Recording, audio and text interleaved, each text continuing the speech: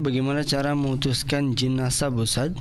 Tolong bantu kami untuk bisa menempuh ya jalan syar'i turupan. Dan terakhir, dia ruqyah, Ustaz peruqyah bilang saudaranya diganggu jin nasab katanya. Kami baru mengetahui setelah kejadian tersebut, dan baru-baru ini saudara laki-laki saya juga kesurupan, Ustaz.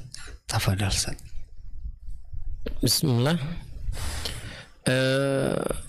Pengobatan atau pengusiran jin dari tubuh seseorang dilakukan dengan cara yang sama, yaitu yang pertama adalah menerima secara ikhlas akan takdir Allah Subhanahu wa ta'ala yang telah digariskan pada dirinya, sehingga keikhlasannya dalam menerima takdir Allah tidak membuat dirinya mengumpat dan menghina, bahkan menganggap Allah tidak adil terhadap dirinya.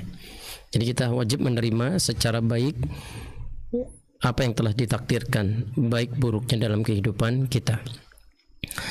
Yang kedua adalah berdoa kepada Allah agar Allah Subhanahu wa ta'ala melepaskan kita dari segala bentuk bahaya, ya, baik bahaya yang ditimbulkan karena gangguan jin dalam tubuh seseorang, jin apapun, ataupun gangguan yang disebabkan karena penyakit yang ditimpakan oleh Allah Subhanahu wa ta'ala kepada diri kita, yaitu penyakit fisik tentunya.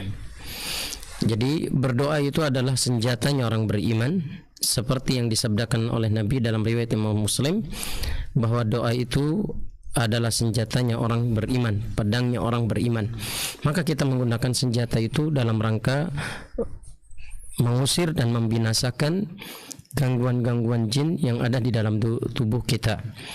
Kemudian yang ketiga, selain kita mengikhlaskan diri kita terhadap takdir yang Allah telah gariskan dan kita berdoa, yang ketiga adalah kita merutinkan diri untuk berzikir di pagi hari dan di sore hari.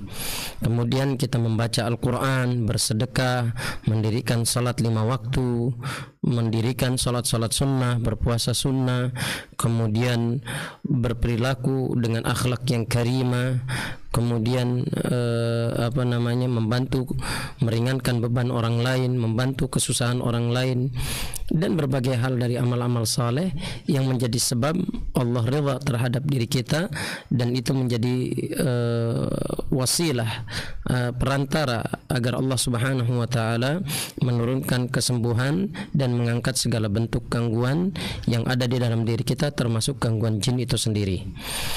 Kemudian yang keempat, kita merutinkan untuk meruqyah, ya,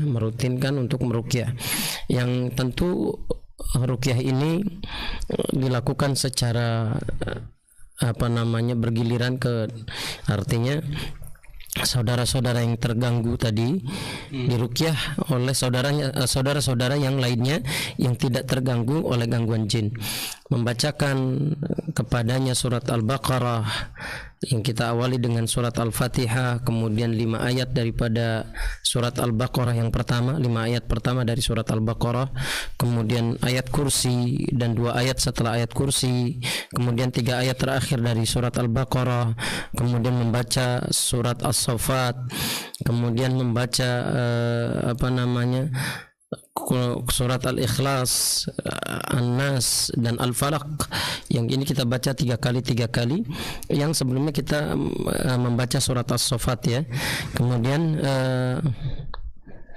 juga selain dari bacaan-bacaan tadi, diiringi dengan bacaan-bacaan yang diajarkan oleh Nabi kita, bacaan-bacaan tersebut, ya, banyak hal. Kemudian ini bagian daripada ruqyah rutinnya. Kemudian yang berikutnya, kelima, selain rutin untuk diruqyah, yaitu setiap perilaku, setiap kegiatan kita dan perbuatan kita diikat dengan doa. Ya, maksud diikat dengan doa adalah doa-doa yang warid, doa-doa yang disunahkan oleh Nabi. Seperti ketika kita menggunakan pakaian, kita membaca doa Alhamdulillahilladzi kasani hadza thawba wa razaqanihi min ghairi haulin minni wala quwwah misalkan. Kemudian ketika kita hendak tidur, kita membaca doa bismika Allahumma ahya wa bismika amut, atau doa-doa tidur yang lainnya. Kemudian kita berwudu sebelumnya, kemudian kita bangun dari tidur, kita membaca Alhamdulillahilladzi ahyana ba'da ma amatana wa ilaihin nusyur. Kemudian ketika kita berpergian, kita membaca doa subhanalladzi sakhkhara lana hadza wa ma kunna lahu muqrinin fa inna ila rabbina lamunqalibun. Alhamdulillah, alhamdulillah, Allahu akbar, dan seterusnya. Intinya kita setiap kegiatan kita serahkan semuanya kepada Allah, sehingga penjagaan terhadap diri kita betul-betul dibebaskan dari berbagai bentuk gangguan, dan tidak ada celah untuk jin masuk ke dalam tubuh kita, karena memang Allah menjaga diri kita dengan kita senantiasa membaca amalan-amalan tadi. Wallahu ta'ala